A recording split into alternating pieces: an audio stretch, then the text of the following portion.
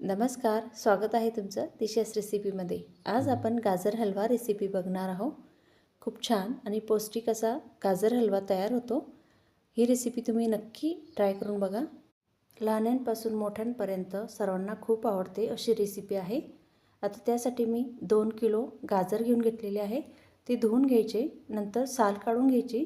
साल काढून झाल्यावर सुद्धा आपल्याला गाजर अजून एकदा स्वच्छ धुवून घ्यायचे आणि नंतरच किसून घ्यायचे आहे। याच्याने काय होईल ना, गाजरांमध्ये जी कचकच वगैरे असते ती पूर्ण निघून जाते आणि अशा प्रकारे गाजर धुवून 10 ते 15 मिनिटसाठी असेच ठेवून द्यायचे। आणि आता गाजर खिसून घ्यायचे आहे। गाजराचा खीस खिसताना असे लांबसर खीस पडेल अशा प्रकारे खिसून घ्यायचे। आणि आता बघा, असा लांबसर खीस पूर्ण गाजरांचा आपल्याला खिसून घ्यायचा आहे। आता पूर्ण गाजर खिसून तयार झालेले आहे।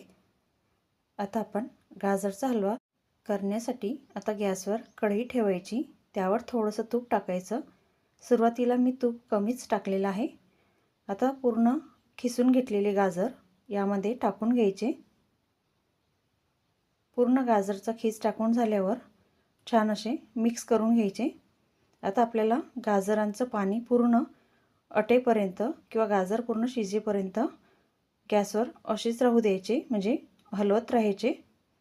आणि आता बघा, अशा प्रकारे मिक्स करून घ्यायचे। आणि आता पाणी बघू शकतात, गाजरांचं पाणी पूर्ण आटून झालेलं आहे। आता या स्टेजलाच आपण दूध टाकून घ्यायचं आहे। मी साय आणि दूध हे टाकून घेतलेलं आहे।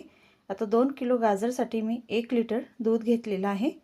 तुम्हाला 2 किलो गाजरसाठी 2 लिटर दूध टाकायचं असेल तरीसुद्धा टाकू शकतात, पण मला खवा टाकायचा आहे त्यासाठी मी दूध कमीच टाकलेलं आहे।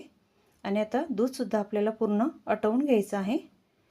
आता एका साईडला मी काजू बदाम तुपामध्ये भाजून घेणार आहे, कारण की सुरुवातीला मी काजू बदाम भाजून घ्यायला किंवा तळून घ्यायला विसरले होते, त्यासाठी वेगळी कढई ठेवली आणि त्यावर काजू बदाम तळून घेतलेले आहे। तुम्हाला कोणते ड्रायफ्रूट्स ॲड करायचे असेल ते तुम्ही करू शकतात।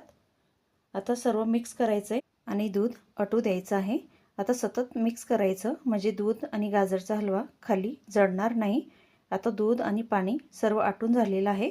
आता या स्टेजला आपल्याला साखर टाकायची आहे।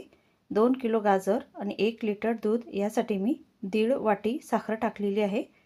साखरेचं प्रमाण तुम्ही कमी जास्त करू शकतात, किंवा साखरेऐवजी तुम्हाला गूळ टाकायचं असेल ते सुद्धा तुम्ही टाकू शकतात। आता साखरेचं पाणी झालेलं आहे। आता साखरेचं पाणीसुद्धा आपल्याला आटू द्यायचं आहे। आता साखरेचं पाणीसुद्धा आटून झालेलं आहे। आता या स्टेजला आपल्याला खवा टाकून घ्यायचा आहे। आता खवा मी इथं 150 ग्रॅम वापरलेला आहे आणि तूप टाकायचं आहे, 2-3 चम्मच तूप टाकायचं। आता हे सर्व छान मिक्स करून घ्यायचं आहे। आता दूधसुद्धा आटलेलं आहे आणि दुधाचे तुम्ही बघू शकतात बारीक बारीक असे दाणे दिसत आहे, म्हणजे दुधाचे असं छान खवा तयार झालेला आहे। आणि वरतून आपण खवासुद्धा टाकलेला आहे।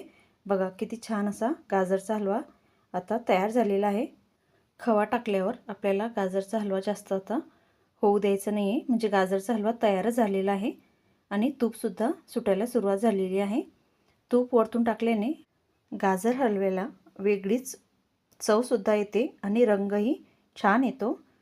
आता अशा प्रकारे गाजरचा हलवा केला तर 3 ते 4 दिवस आरामात व्यवस्थित टिकतो। फ्रीजमध्ये ठेवायचा आणि 3 ते 4 दिवस आरामात खायचा। आणि बघा किती छान असा गाजरचा हलवा पटकन तयार झालेला आहे। खूप सिंपल रेसिपी आहे। स्टेप बाय स्टेप असा गाजरचा हलवा करून बघा, घरातल्यांना सर्वांना खूप आवडेल। कशी वाटली तुम्हाला गाजर हलवा रेसिपी? रेसिपी आवडली असेल तर लाईक करा, शेअर करा आणि चॅनलला सबस्क्राईब करा। धन्यवाद।